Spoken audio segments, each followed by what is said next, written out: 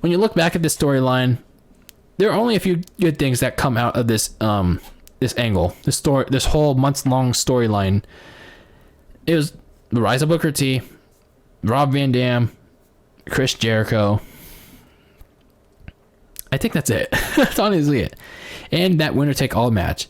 That winner-take-all match was pretty much everyone celebrating the end of the storyline. Otherwise, this is a month-long story that had tons of potential to it when Vince McMahon bought WCW.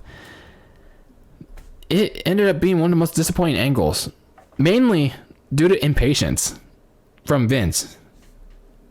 One of the reasons why it failed is because the lack of star power from both sides, outside of The Rock, Steve Austin, Kurt Angle, The Undertaker, and honestly, other WWF guys. You didn't have any star power from the Alliance. None whatsoever.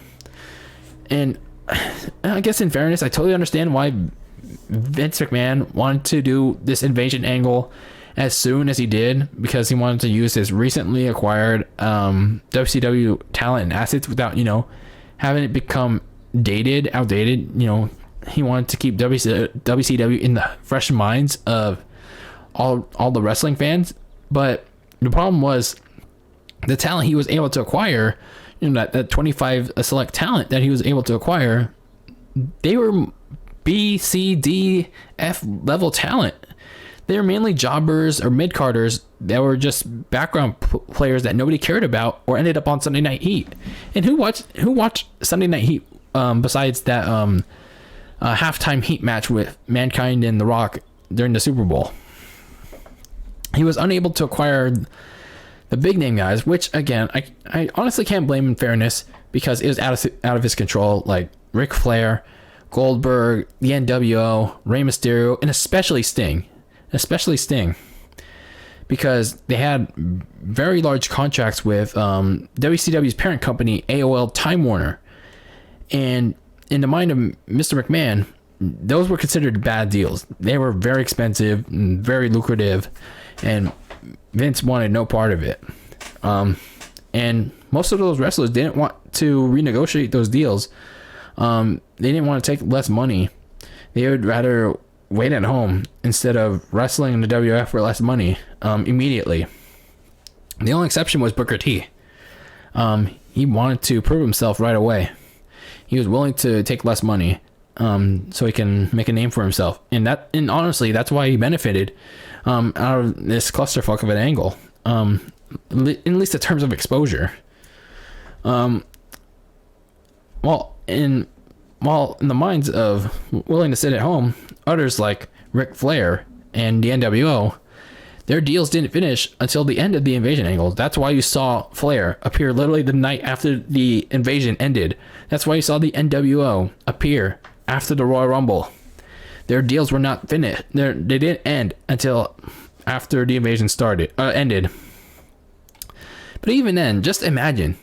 Can we just imagine if Vince was able to renegotiate those contracts, and try to contact AOL Time Warner, and you have guys like Goldberg and Sting a creative leeway? Because I know, when I was researching and watching videos, I knew Sting was very concerned about his character back in the day. He didn't want Vince to screw it up, and I totally understand. Sting was one of the hottest commodities in WCW and in the wrestling business back in the day, especially with this character. And just imagine if he had been given creative leeway, it would just give him so much more credibility with the invasion angle. But also imagine if Vince would have just waited even longer. He, slow build this until he was able to acquire these guys, or able to, convince these guys to sign on to do this angle. And not only that, ECW, I know, they initially didn't involve ECW, but ECW was eventually in this angle, and they were missing people like Terry Funk, New Jack, Sabu, and others. And even though Paul Heyman still owned it, it was kind of weird that he didn't go up to contact these guys and get them involved. And the WWF was also missing like one key player, Triple H. He completely missed the invasion. He actually returned like well after it was done in January 2002. So just imagine if Vince McMahon was more patient, if he was willing to like, he could have still slow burned this, have Lance Storm still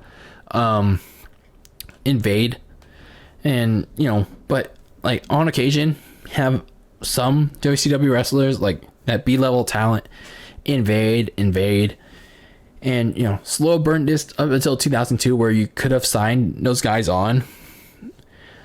And just imagine the talent you could have gotten with Sting, Goldberg, NWO, Scott Steiner, Ric Flair, all on the WCW side. And if they still wanted to have ECW involved with New Jack, Terry Funk, Sandman, Sabu, the invasion would have been loaded with star power. But it also would have been loaded with ego too, to be honest with you. But it's just a matter of impatience on Vince McMahon to get this storyline going right away, regardless of the talent that was there. And that's the primary reason why this angle hurt so much. But another reason why this angle hurt so much was that there were just too many wrestlers. There were just too many wrestlers and too little time to showcase them. Because of the WCW acquisition, the roster doubled in size, and Raw only had 2 hours a week at the time, and the brand split didn't exist yet. The TV time for wrestlers was even more precious, and it felt like everyone was concerned about their spot. Even the WF wrestlers were concerned about their spot. I honestly feel like the Alliance looked weak in comparison because the WF didn't give fans any reason to make them a legitimate threat. It's kind of like the invasion angle that the WWE did back in 2019 for Survivor Series with NXT that one time, where NXT invaded SmackDown the night after Crown Jewel, and literally nobody cared because nobody knew who they were because like not many people watch NXT unless if you're like a super hardcore wrestling fan, but not the average casual wrestling fan watches NXT. And as the weeks went on, nobody cared. And if you want the biggest indication of that, go watch Seth Rollins versus Adam Cole on that episode of Raw, where nobody reacted at all to that match. And and the hardcore wrestling fans, the Smarks, were blaming the audience. They were blaming the fans in attendance for not reacting to it at all, when they were not given a reason to care. They were not given a reason to care for that match at all. They were not given a reason to care for Adam Cole. They're not given a reason to care for the NXT guys. Like, no promo, no vignette, who the fuck they are. Like, we're just this is the problem I've always been trying to say each and every time I'm on this show. Why should the WWE or any wrestling promotion in general always have to assume we, the core, the target audience, the casual viewer, why should the fuck, even in 2021, why should we always have to know who each and every wrestler is? Why do we have to assume who they are? Why do we have to Google search them? Why do we have to use the internet? Why is it so hard for any wrestling promotion to showcase, put together a promo package to show who these wrestlers are? It ain't that hard.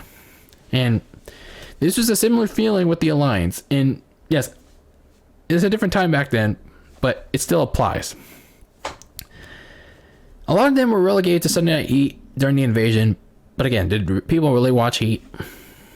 And continuing on with the Alliance looking weak, they looked really weak in their matches.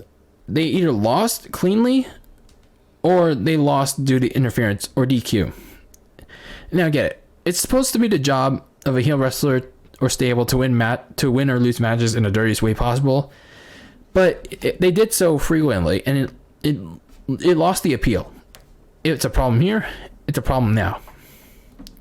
And most importantly, there was way too much emphasis on the McMahons.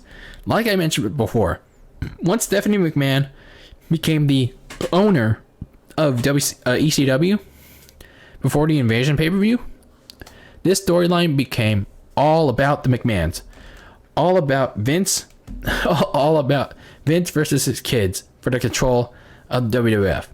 And there's also overexposure on Steve Austin too.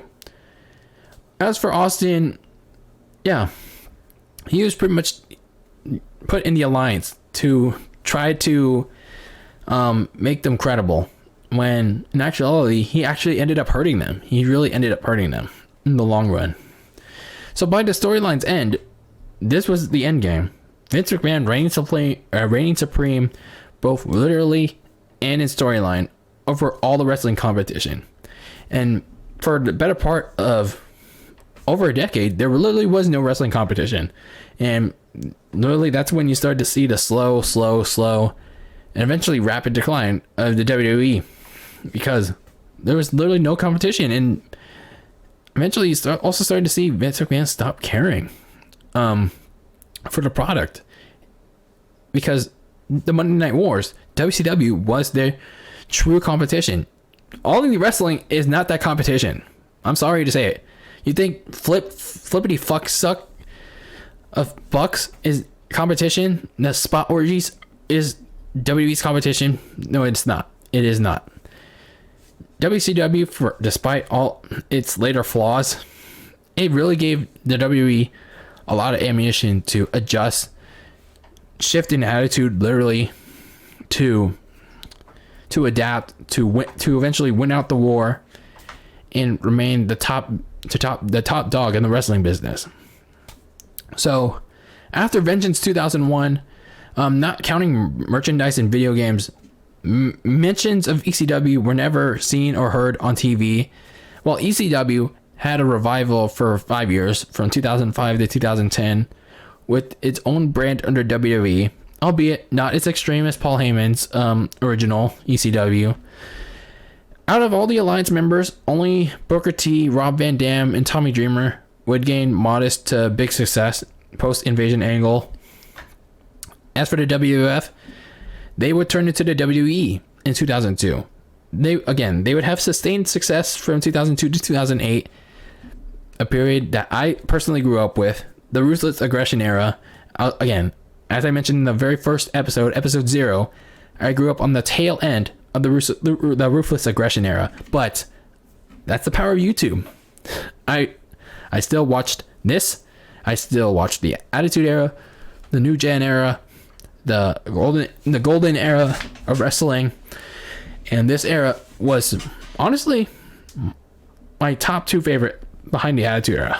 It's really a big debate between Attitude Era and Ruthless Aggression Era, between my top 2 favorite eras of WWE. But that's a discussion for another time.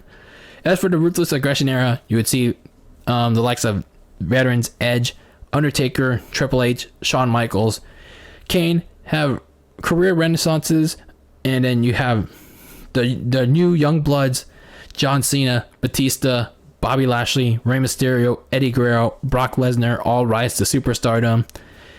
And also during that time, like for the better part of 2002 and 2003, Stone Cold Steve Austin, The Rock, would phase away. Not just from the WWE, but from wrestling as a whole.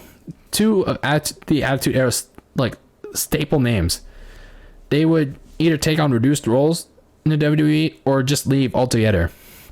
As for Austin, he had that highly publicized walkout in WWE in 2002, but he made peace with them.